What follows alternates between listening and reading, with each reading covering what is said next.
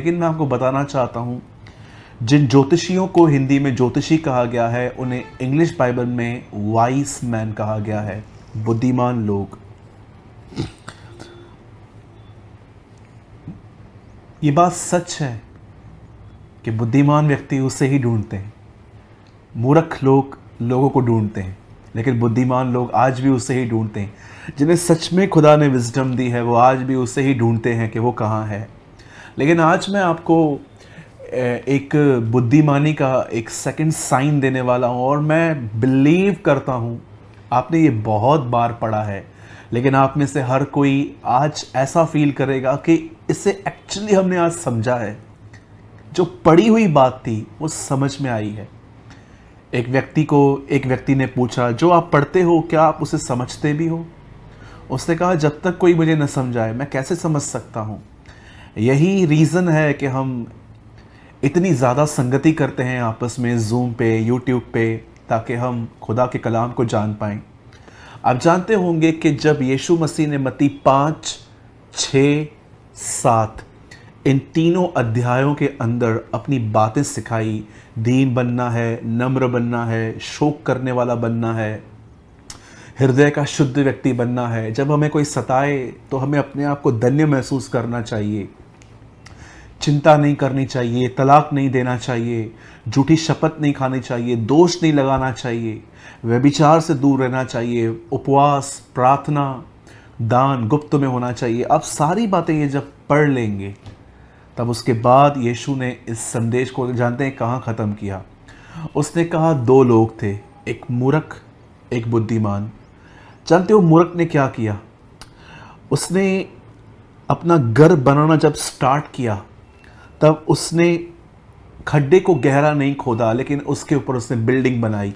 लेकिन बुद्धिमान ने जानते हैं क्या किया? उसने बहुत गहरा खड्डा खोदा और उसके ऊपर बिल्डिंग बनाई।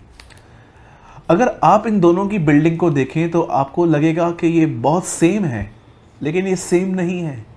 एक ऐसी चीज़ है जो दिखाई नहीं देती, लेकिन वो सत्य है, और वो है नींव, फाउंडेशन। जानते हो एक बुद्धिमान आदमी की साइन क्या होती है? वो फाउंडेशन को गहराई से खोदता है, पर उसकी फाउंडेशन दिखाई नहीं देती। इट मीन्स वो परमेश्वर के वर्ड को इतना अंदर डालता है, इतना अंदर डालता है कि आपको उसका वचन नहीं दिखता, लेकिन आप उसको स्ट्रांगली देख सकते हैं। आज मैं आप में से हर एक से पूछना चाहता हूं, आप सोचिए जब रिलेशनशिप खराब होते हैं तब हम कितना स्ट्रेस में आ जाते हैं।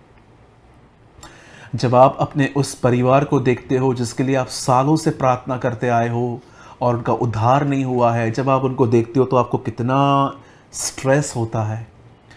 आपका वो पति जो शराब पीता है, आपकी वो पत्नी जो खुदा को नहीं मानती है, जब हम उनको देखते हैं कि ये लोग प्रभु में नहीं हैं, हम कितने परेशान हो जाते हैं।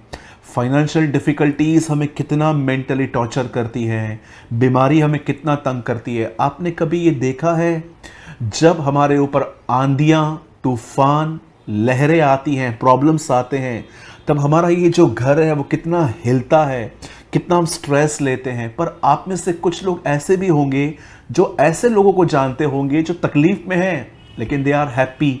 जानते हो वो क्यों हैप्पी हैं? क्योंकि गहरा खड्डा खोदा है। इट मीन्स वो ऐसे लोग हैं जब उनको टाइम मिलता है तो वो मूवीज़ नहीं देखते, पबजी नहीं खेलते, नेटफ्लिक्स पे नहीं जाते, सिर्फ घूमते फिरते नहीं हैं, सिर्फ सेल्फीज नहीं निकालते। ये वो लोग हैं जो अपने खाली समय में बाइबल को उठा के पढ़ते हैं और पढ़ी हुई बात सुनने के बाद खुदा को पुकारते हैं कि इन बातों पर चलने के लिए ताकत दे। यही वो लोग हैं जिन्होंने इतना गहरा खड्डा खोदा है कि आंधी, तूफान, लहरें अब इनके घर को नहीं हिला पा रही है। आज मैं आपसे पूछना चाहता हूं, कई बार आपको लगता होगा कि मैं मजबूत हूं, मैं स्थिर हूं, हर रविवार हम प्रभु के भवन में जाके आराधना करते हैं, वचन सुनते हैं, नोट्स बनाते हैं, लेकिन कभी आपने सोचा है कि जब तकलीफ़ आती है तो मैं नेगेटिव क्यों हो जाता हूँ? जब तकलीफ़ आती है तो मेरा फोकस तकलीफ़ में क्यों चला जाता है? जब तकलीफ़ आती है, मैं नहीं कहता हूँ कि तकलीफ़ आप पे बिल्कुल भी इफ़ेक्ट नहीं करेगी, जी नहीं, चिंता आएगी, डर लगेगा, लेकिन हम इसमें चलना नहीं सीखेंगे।